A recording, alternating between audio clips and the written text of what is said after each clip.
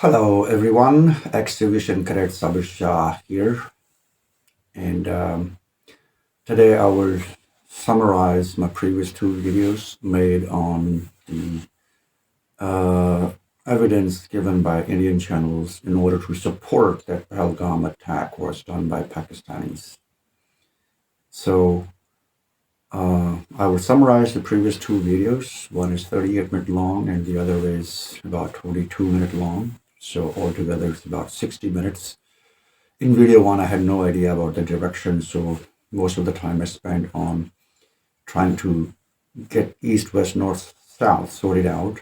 On the basis of that, the attack point and uh, the point where the victims were. So that's why that video was a bit long.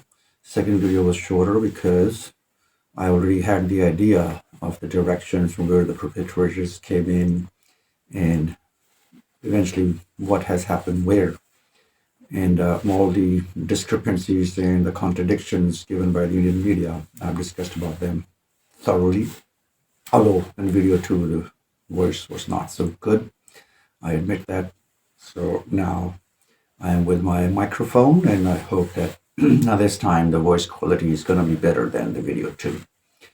I'm not a professional editor or YouTube video maker, I just do it as my hobby. And again, the disclaimer first, that all my point of view is not on the behalf of Pakistan government or Pakistan Air Force, which I belonged to, not anymore. So this is totally my personal point of view. So let's summarize the whole thing. So the video evidence, which I'll call them, I have named them. The first one is the zip line video, where this guy who is screaming and yelling, he's so happy on this zip line. One evidence was that one. Second evidence is from someone from the the eastern side of this whole. They should see zip line as south north. Then from one side it was made, and that's the second evidence which they provided. The third one was a guy, Zakat, made from his video right after the incident. Now, all these videos, they claim that they were on the same day at the same time, which I defer. I don't think so. They were on the same time and same day. That's what I spent my 60 minutes in the previous two videos explaining that.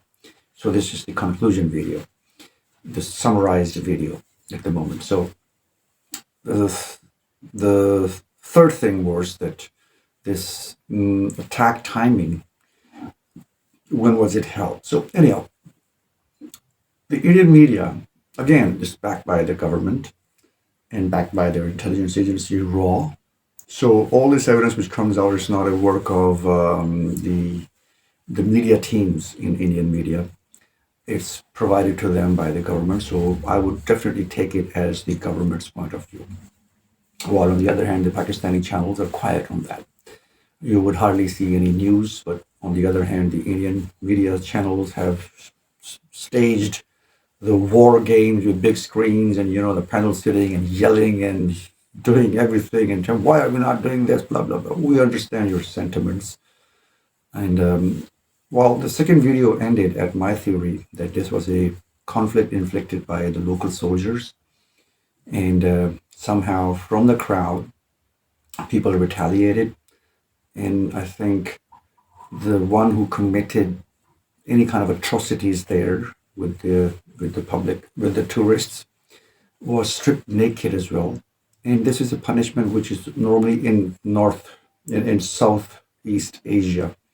This kind of punishment is given to the people who actually try to do some hanky-panky with the women. And once they're caught, they're stripped naked. Although there are many other examples. People are stripped naked not for these reasons even. But keeping in mind this whole tourist area and stuff like that, that guy must have done something. Again, I could be wrong. I could always be wrong. So this stripped naked guy, there's only one possibility, that he did something nasty to the public over there, and public retaliated And because he was a military guy, so probably one of the military guys also came in and said, "Hey, you shut the F up. Don't disgrace our military." Now, again, my imagination could be wrong and could always be wrong. So that's how this became bigger. And then the horse boy, Adil Hussain Shah, allegedly he tried to snatch the gun and that's why he got shot. So, and the evidence I produced that there were only four, and initial reports of Indian channels also say there were four victims who got injured or hurt or whatever. It was the number four. So plus added five. So I think the casualties in whole incident were only five. That's why the dug up places shown by the other guy, a girl, Gist, anchor person. And that's also four or five. So all these evidence, which I discussed in my previous two videos, point to five people at most that were deceased during this incident. Now, no matter what, there are no 27 bodies. Among these five, four are Hindus and one is Muslim. And then they claimed that because their religion was this, so they were asking and then they were shooting. While the evidence provided by them does not point to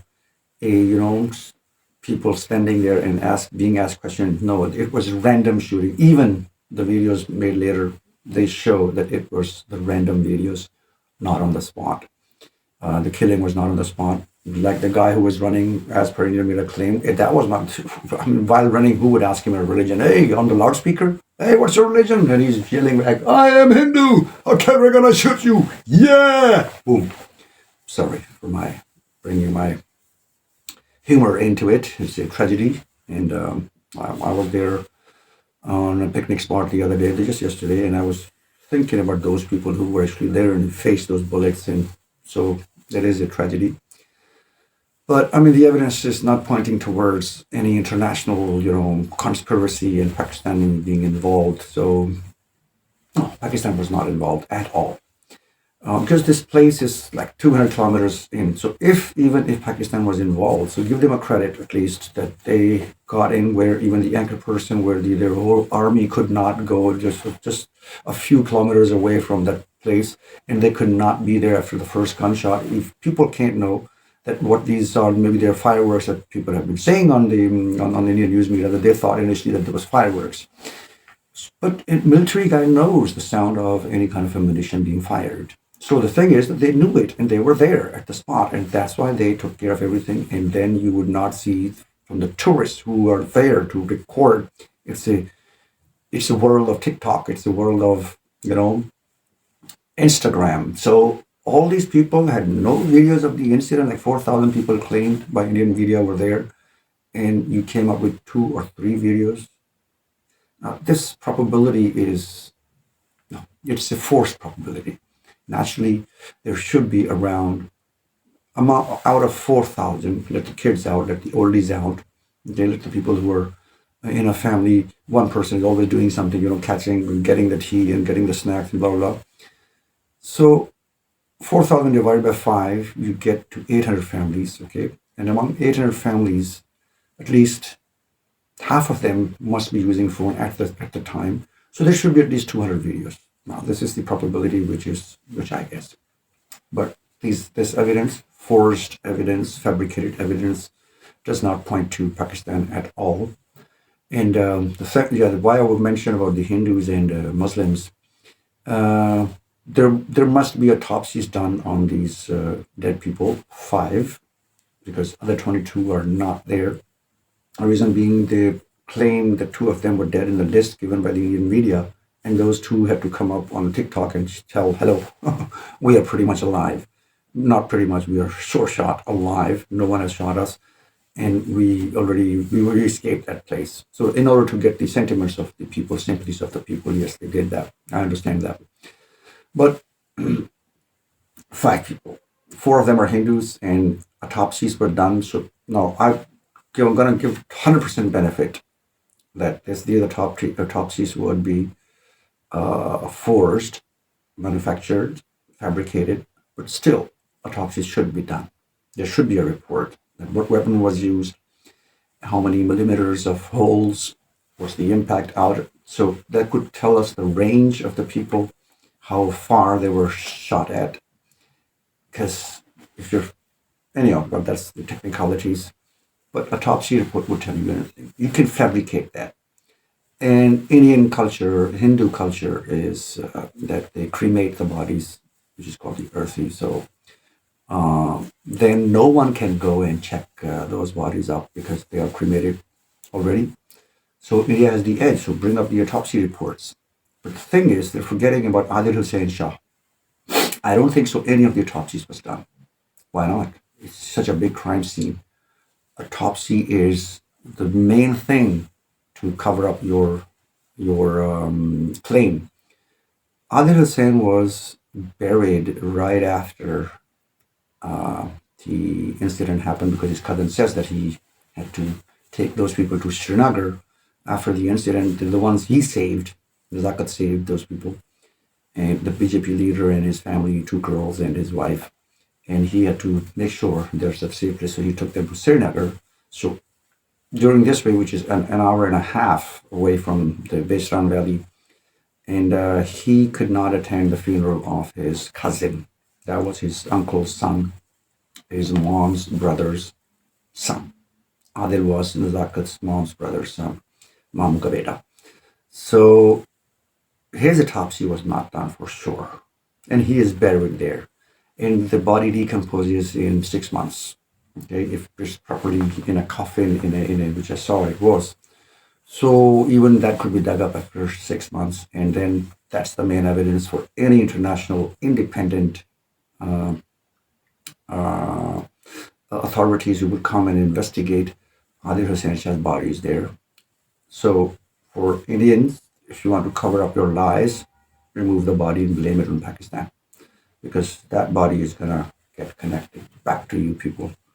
The ammunition used, the bullets used, the guns used, people used were from Indian Army. And that's why they disappeared. And that's why no one can see them. So you cannot hide this fact. And good to hear that Indian voices are being raised, that how the heck these people entered from Pakistan into this area 200 kilometers away from the, and if you see that there's this 200 kilometers, a straight line. If you consider the banks and the turns on the roads, this is about 400 kilometers. So security labs, intelligence labs. You want to cover it up? Try to cover it up. It's not been covered. And any retaliation done against Pakistan, any adventurism done against Pakistan, Pakistani force is awake. And this would, if you escalate it on baseless allegations, it would escalate to a level, it could escalate to a level where there would be people taking the name of Allah, but there won't be any people saying Ram Nam Satya Hai. So Indian population, Indian people should go and question Modi, go and question BJP, go and question all these appointed military officials in that area, that how the heck did that happen? And I stand corrected. This happened because drunk Indian soldiers tried to do hanky-panky in a public area, and they were confronted, and they opened fire, they killed the people, and they took all the phones, erased all the evidence, and told the people, if you speak about anything, you are going to be dead.